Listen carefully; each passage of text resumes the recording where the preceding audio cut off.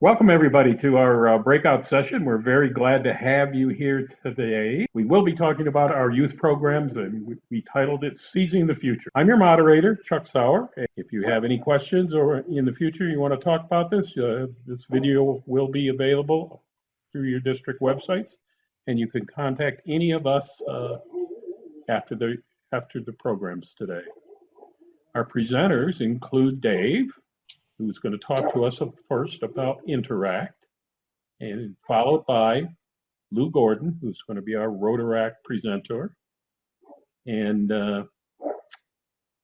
Beth Richards. Fernandez will be talking about RILA. Quick housekeeping things: the session's being recorded. Everyone will be muted during the presentation. We'll turn off the chat while the presentations are being made and then turn them on for questions.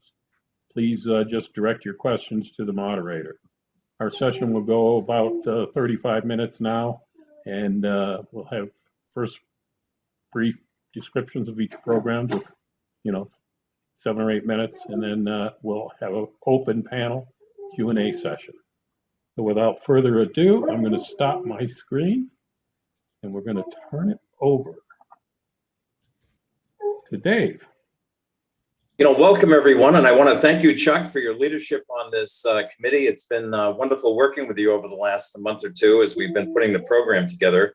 If everyone would simply go to the agenda and click on Rotary Youth Programs Will Survive and Thrive with your help, you can actually get the full ideas that I've laid out. I'm not sure I'll have time to go through everything, but we're going to do the best we can. Secondly, as you're pulling up that attachment to our very important Rotary Youth Program, Seizing the Future,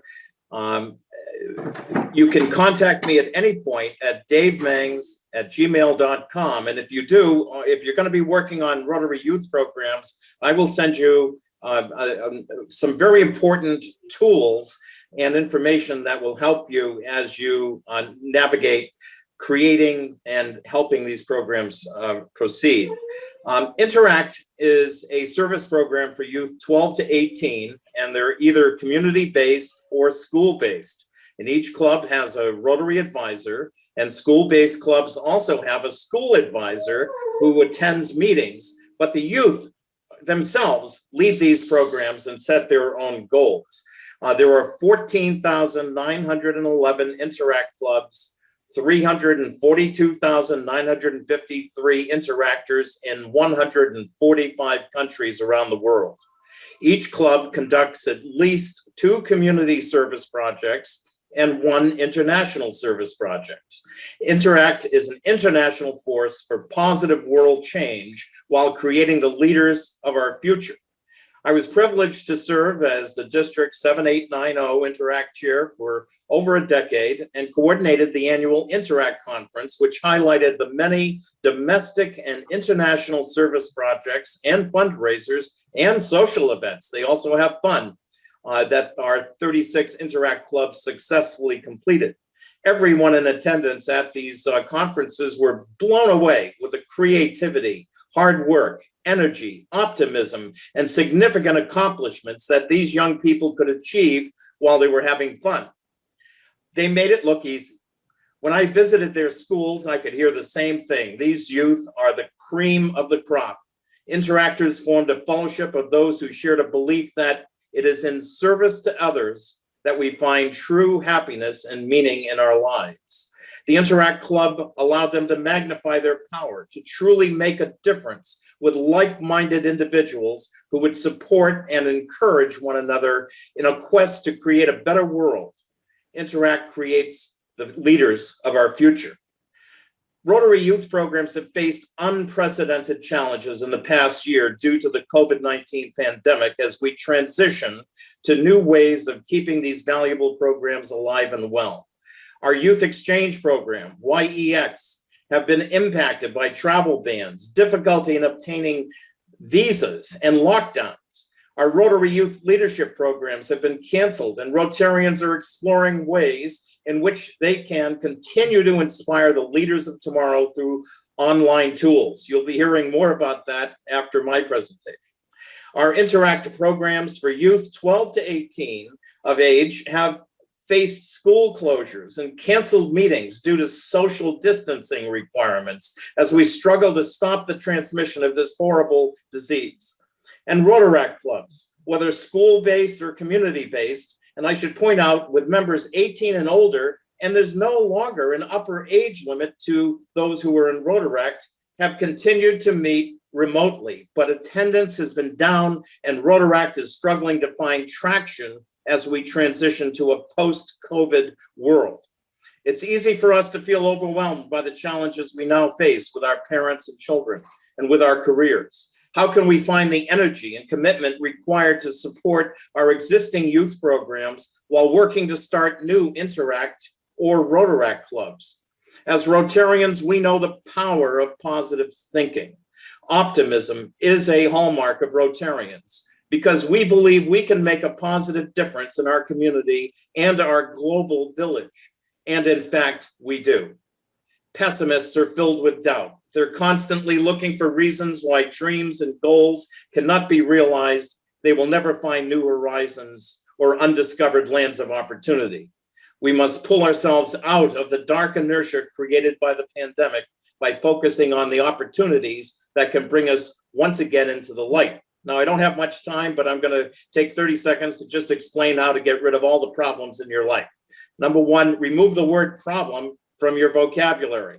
Whenever you're about to use this horrible word, you have to remember three words: situation, obstacle, and opportunity. The P word, problem, creates a negative gestalt in our perception of reality, and it leads to inaction, inertia, hopelessness, anxiety, and pessimism. The P word should never be used in any situation by any Rotarian.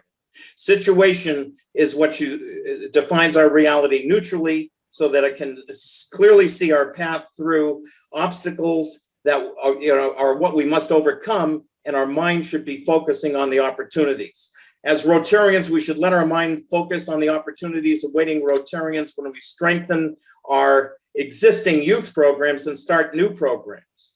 Yes, we're in a challenging situation with many obstacles to our success, but we welcome the challenge of overcoming any barriers standing in our way. We understand we only fail when we stop trying. Our vision of success is the creation of a cadre of future Rotarians and world leaders who understand and accept the why of Rotary, including our values, based on our belief in service above self and the four-way test of the things we think, say, or do. Our belief in our vision and mission to realize a world where poverty, illiteracy, and disease have been eliminated, a world of peace between and within the nations of our planet, a world where everyone can receive an education, a world where there is true and lasting respect for the human rights, freedom, and dignity of all people, no matter their politics, religion, race, gender, or national origin. A world where we all have clean and accessible water, and a world with a sustainable environment supporting life. Yes, our future Rotarians and world leaders will also understand how the Rotary wheel keeps turning, because they will have had leadership experience in Interact, RILA, and Rotaract, and they will know what needs to be done. They will understand how to lead with confidence, optimism, perseverance, humility, and they will have an unshakable belief that positive change is possible. These lifelong lessons will serve them well as they lead us forward to a better world. There are also benefits to all of our Rotary clubs. Rotaractors and Interactors will reinvigorate our Rotary clubs with youthful members, ideas, and enthusiasm. Youth leaders are in the best position to bring other youth into Rotary, creating a cascade of new members. More Interact and Rotaract clubs will mean more fundraisers and service projects focused on both community and international needs. Our youth programs will provide networking, mentoring, and career advancement opportunities within Rotary's vocational avenue of service, benefiting our youth, benefiting our Rotarians, and benefiting our communities.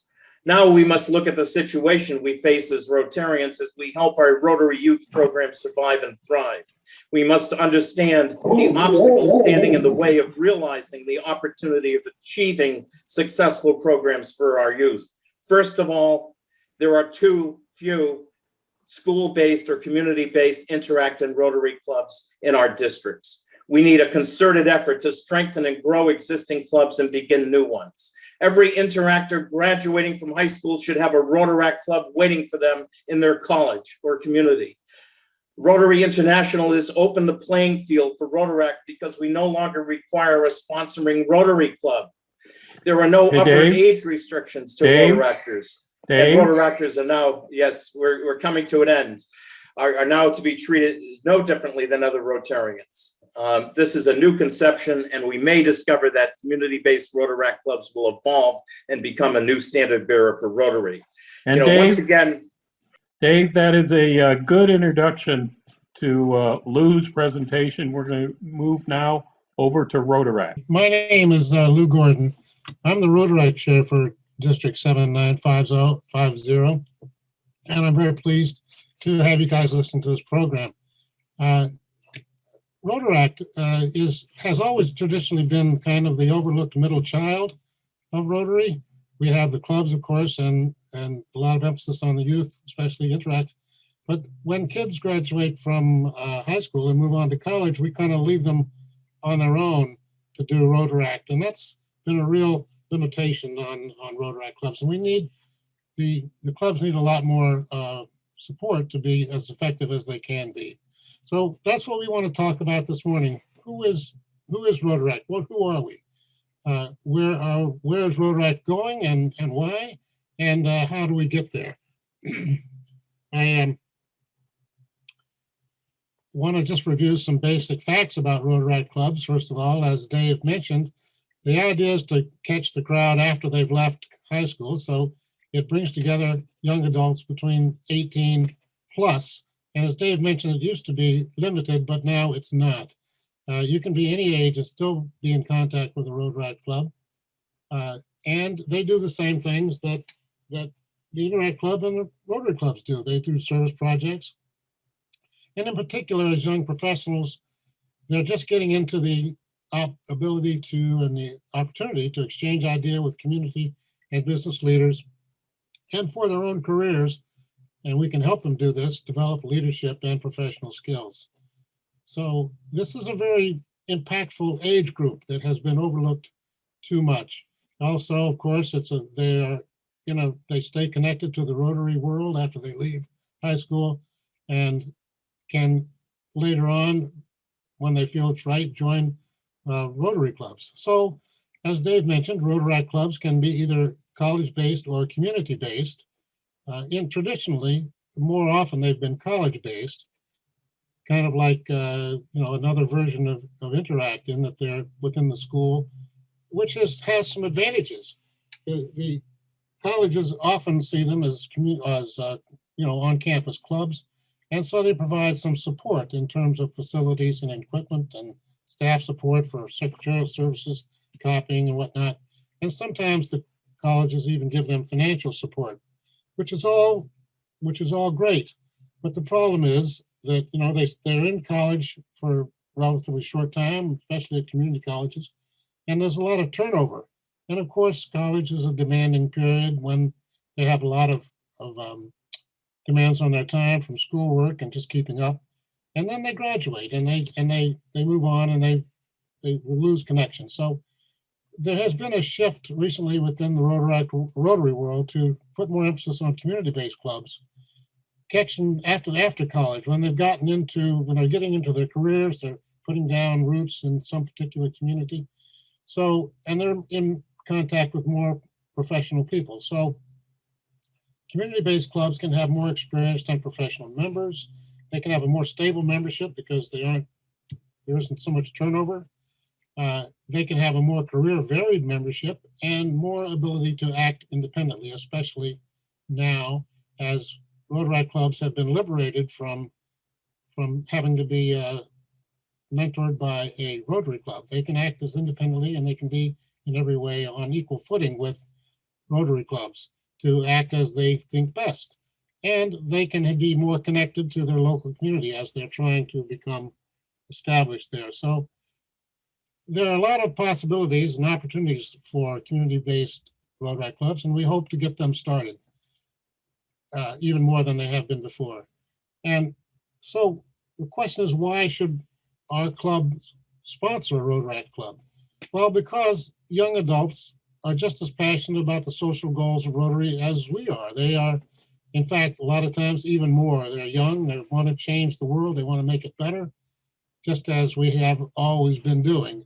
And so it's a lot of energy there to tap into. They want to make connections to the business community. They want to help their communities become better places. So they are passionate about it. And another advantage is that Rotaract can be a more appealing stepping stone to membership in Rotary clubs. And you have the opportunity to help these kids, to mentor young adults who are getting started in the professional workspace. What can be more beneficial to our future than that? Making young adults more competent in their careers and in their community service. The other advantage is that Rotaract keeps young adults connected to Rotary, so that later on, when they feel more comfortable, they can join a Rotary club, which has more older people in it, of course. And here's the deal: a close synergistic relationship can amplify resources for both clubs. And we have different connections, especially as the kids are more familiar with social media. So, for example, that's a big thing. Social media is something that we all need help with. So, on the other hand, what benefits can you sell in terms to people to ask them to become a member of Rotaract? Well, because it provides them with lots of opportunities. It can provide them with the opportunity to network with other professionals and business leaders, which they need to do to build their careers, and to connect with other young adults who want to serve others. And it's a social skilling thing too. We can help them gain a larger, more empathetic, and more insightful worldview, and not focus just on their own little career building actions, and connect them to their community, help them give back, provide them with opportunities to learn from more experienced adults and peers. There is within Rotaract a program called Ascension, which promotes mentorship between Rotarians and Rotaractors. That's a great thing to be doing. You can really influence a young person's life. And they can build their problem solving and teamwork and leadership skills, which is certainly a big help to their careers and enhances their resumes. So it's in all our interests, both the kids and ours, to elevate Rotaract. At the district level, we can form associations of Rotary clubs to co-mentor a Rotaract club. If taking on a Rotaract club is too much for just your club, you can certainly form a partnership with another club to do that. As Dave mentioned, there is full access now to global and district grants, just like Rotary clubs can have had in the past. It used to be that these Rotary clubs had to apply for grants through a Rotary club. That's not true anymore. There are district level social media outlets, newsletters and such, that are very beneficial. I mentioned the Ascension program within Rotaract, and also there are budget support from the district, so to individual Rotaract clubs. So there are a lot of things that can be done to elevate Rotaract at the district level, and in your club, you can elevate Rotaract through doing lots of things. You can identify the persons in your club that are champions of youth.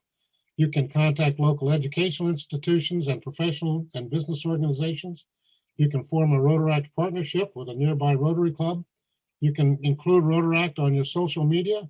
You can invite potential Rotaract members to your Rotary club events to get them introduced to the idea of Rotary. And you can also, if you like, provide some budget support to Rotaract clubs. So there's a great way, many things you can do at the club level to elevate Rotaract and make it a more powerful organization. So the question that I'm asking you is, will you, as members of Rotary, help Rotaract rise? I want to take a moment to make a plug, for example, to show you what they can do. You can also I want to share this poster that is currently being a project, for example, of the Eastern Nazarene Club up near Quincy. Let me share this for you. Just to show you how committed and passionate. Can you see this? Yep.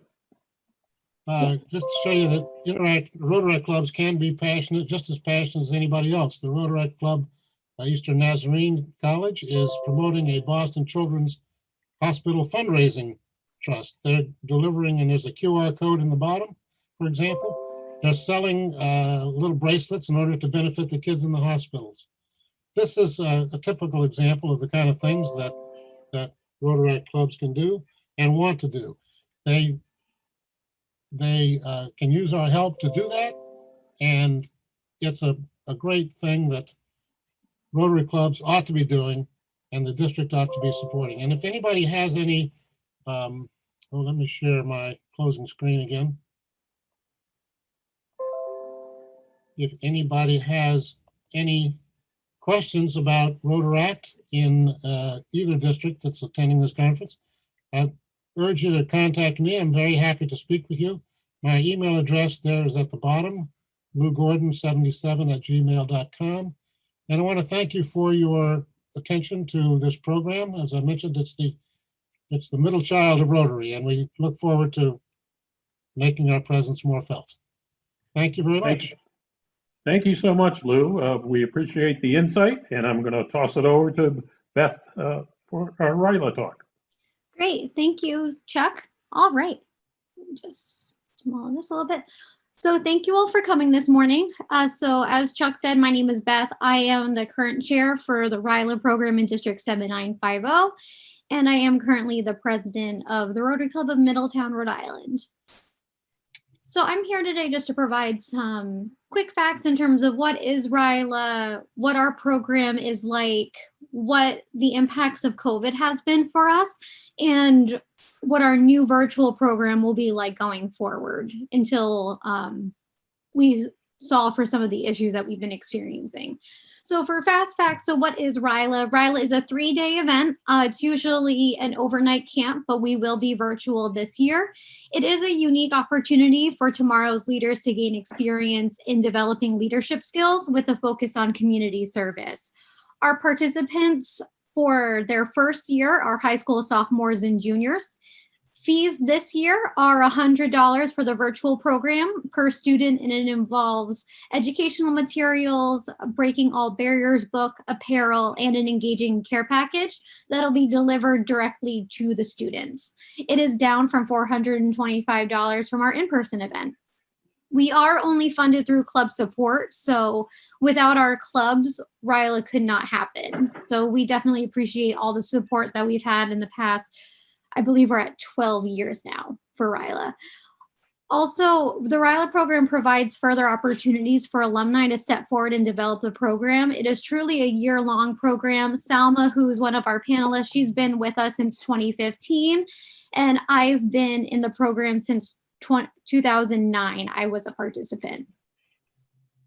So what does the RILA weekend look like? So RILA has 3 days of programming, and each day circles around certain themes. Friday, personal development, Saturday, team building and interpersonal development, and Sundays focus on service and community. Our programming is evaluated and scrutinized yearly, and we want to make sure that we are achieving the goal of the program piece and continue to innovate and have our students take ownership in the program. Each year, we have a service project that's picked, fundraised, and executed by our student group. And we encourage our students who return as counselors and Rotarians to keep the more specific parts of the program a secret from attendees so they can be in the moment. We found that to be a really critical piece of making sure that our attendees are really living in the moment and getting the most they can from the program. So here's some pictures from our in-person events that we had. So Friday, they're making their family flag. This is a breaking barriers where our students will actually break boards. And Saturday we have our team building activities, and there's a high rope course that many of our students take part in. Sunday here, you see a service project where we were packing school backpacks for people in need. And we have some examples here on what service projects of the past that we have completed. So COVID and RILA, so how to make an event work in a time of change and challenging circumstances. Like we're here with district conference now, a lot of our meetings have turned virtual. And as you can see from the pictures, we are a very hands-on event. So we were tasked with how can we have a RILA this year with COVID. On top of that, in fall of 2020, our campsite closed their doors permanently after 99 years in business. So our organization was also left without a venue. Faced with another year without our RILA program, we decided to almost entirely revamp our programming and put together a virtual RILA program that'll be coming in the last weekend in July. So this is our virtual RILA agenda. So each column here is the day. So the first column is Friday, second is Saturday, and the following is Sunday. So we wanted to keep some of the big family development, group development programs that we've had before, like our flag building, our family wrap sessions, which are our final debriefs. But we also injected in some more leadership development that would translate onto the screen rather than some of the hands-on activities that we've done before where the students then understand the purpose of the activity upon the debrief. So we're including topics such as leading with a growth mindset, constructive criticism and communication, public speaking, equity, diversity, and inclusion, having them understand their leadership styles and how to manage other people if they have different leadership styles. A project planning workshop, which I'm really excited for, and I think that'll translate well into students that then go on to build Interact and Rotaract clubs. Living in extreme poverty, what does $1 per day look like? Our students are planning a service project with Kiva, the online loan website that helps support providing loans to people across the world in their ventures for creating a better life for themselves. And I think it's going to be a really impactful program. Our students are just starting to look deeper into the program pieces to see where action may need to take place. So we are super excited for what's to come with our RILA program as we search for a new site. So here's some blast from the past photos. That was me and Brooks in 2009. So I was a little junior there. And then this was us in 2012. We received Paul Harris Fellows for the work that we've done with developing the RILA program within our district. Thank you so much, Beth. No problem. I'm going to open it up to our question and answer session. So if you have any questions, I think we all fit on the screen. So just wave your hand, unmute yourself, and I'll call on you. Chris David, I see your hand up. One thing for Rotaractors to understand that they can have a dual membership. They can be a member of a Rotary club as well as be a member of a Rotaract club. So our Rotaractors in our community-based club, and our average age at this point is 30, are young professionals. So they are also being asked to join our Rotary club, so that they're being more involved on both ends, and that's a great, and we have a passport community Rotaract club, and that helps us with students that have matriculated out of college and are now working outside of the district, but have a connection to us. My question to Beth is, how can we elevate more Rilarians to, I know we've had them start Interact clubs in the past because they're sophomores and they go back and then, but elevate some of our RILA leaders and directors to get more involved outside of RILA and into clubs or into Rotaract clubs. So a piece of what we're doing towards that, and we're glad that we're able to do a care package this year because we're looking at providing in the student materials information about how to start Interact clubs, how to start Rotaract clubs, and more about what Rotary is, because I think that's an area of opportunity for our RILA program, is to really show more like, what is this program, what is this organization that's running this? So we're going to use that platform and also utilize our opening and closing ceremonies to kind of drive that take action piece that's going to happen on Sunday. Thank you for that question, Chris. Mhm. We have a question from Zach Wittenberger. He says, with plans now in place to be virtual, will the RILA program be available for student participation outside of the district? Or is programming still within the border of a district? So we've been lucky to, in previous years, we've had some participants from outside of the district when we were in person even, but we're looking at, we have a short lead up time for 2021. So we're maxed out at 100 participants just for the technology reasons, but we're looking for 2022. We'll probably have another virtual event as we're trying to find a new site, and we are looking to open it up as well. And if we don't meet the 100 goal that we have for this year, we are going to reach out to surrounding districts as well. Thank you, Beth. Any other questions for us? Nicole? Yes, I'd like to ask some questions. First of all, who are the facilitators for the program during the weekend? Mhm. And how many facilitators do you require? So our usual program, so we usually have about 20 student leaders, 10 to 15 Rotarian advisors for a family, and our student leadership team is about 10 strong. And then Lou and Chuck are usually in a family, and I'm the one that runs around and buys So- snacks in the middle. So of a the family week. is like a group Yeah. of students that has an identity as a Rotary family. Yeah, and it's about 8 to 10 participants per grouping. Okay, And and they're then all separated geographically as well. So people from the same school or from the same area won't be in the same family, so that they can feel free to be themselves without having to worry about if it's going to be talked about on school on Monday. okay, and the other thing is, what does the annual preparation look like? I mean, as far as preparing, I mean, these programs are very intense and there's a lot of preparation, like, for example, the district conference. What does the commitment and preparation look like for the entire year? So I do have 30 seconds. Vin, we can totally talk at another time as well, but we have an event that's usually in May. We start in September. We do monthly meetings with our students and leadership teams up until about February. And then we go every 2 weeks. And then we lead up into the weekend.